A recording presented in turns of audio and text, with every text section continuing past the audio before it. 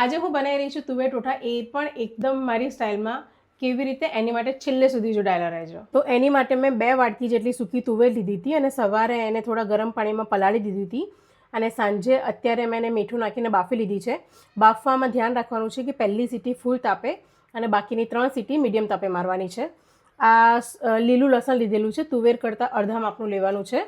2 લાલ મરચાં લીધા છે, 1 સૂકી ડુંગળી લીધી છે, એને તમે ઝીણી સમારી શકો, ક્રશ કે ગ્રાઇન્ડ કરી શકો. 2 ટામેટાં છે જેની મેં ગ્રેવી કરી લીધી છે.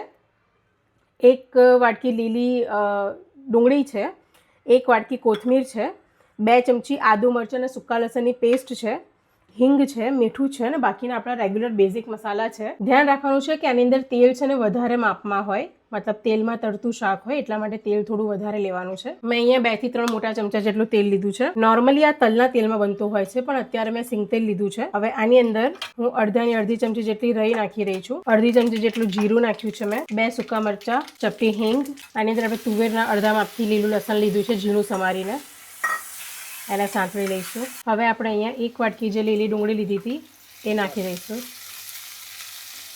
હવે હું આની અંદર 2 ચમચી આદુ મરચાં સૂકા લસણની પેસ્ટ લીધી હતી એ નાખી દઉં છું. હવે હું આપણે સૂકી ડુંગળીની પેસ્ટ બનાવી હતી એ નાખી દઉં છું. અહીંયા હરેક વસ્તુને મેં તેલમાં પહેલાં પ્રોપર સંતળાવા દીધી છે. લીલું લસણ નાખીને 1 મિનિટ પછી લીલી ડુંગળી નાખી છે. હરેક વસ્તુ નાખતા પહેલાં 1 મિનિટની ગેપ લીધી છે કે તેલમાં સરખી રીતે મિક્સ થઈ જાય અને એનું ફ્લેવર એકદમ સરખી રીતે ભળી જાય. આપણી ડુંગળી ચડી ગઈ છે. હવે હું અહીંયા ટામેટાની ગ્રેવી નાખી રહી છું. હવે જ્યાં સુધી આમાંથી તેલ છૂટું ના પડે ત્યાં સુધી આપણે એને ચડવા દેવાનું છે. જોઈ શકાય છે કે અહીંયા તેલ છૂટું પડી ગયું છે. હવે અહીંયા આપણે કોથમીર નાખી દઈશું, મિક્સ કરી લઈશું. કોથમીર ડાળખા સાથે સમારી હોય તો તેનો વધારે સારો ટેસ્ટ આવે છે.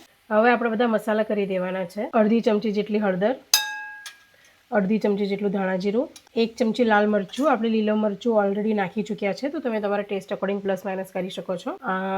હવે મેં ગરમ મસાલો નાખ્યો છે.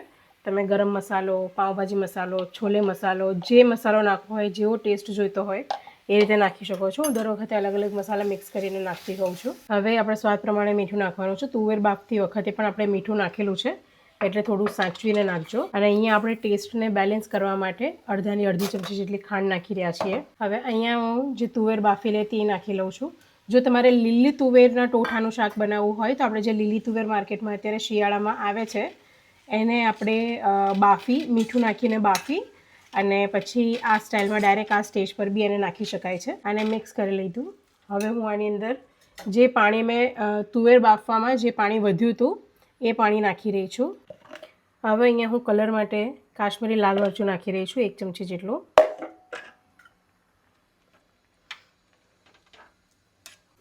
તો ઢાંકીને મેં એને 5 થી 7 મિનિટ ચડવા દીધું છે તો આપણા મસાલા તુવેરને બધું સારી રીતે સેટ થઈ જાય. તો હવે એને તમે જોઈ શકો છો એકદમ થઈ ગયું છે. રસો અને ગ્રેવી પણ જે રીતે આપણે જોઈએ એ રીતે થઈ ગઈ છે. હવે આની અંદર આપણે ગેસ બંધ કરશું, લીલા ધાણા કોથમીરથી ગાર્નિશ કરશું અને સર્વ કરશું.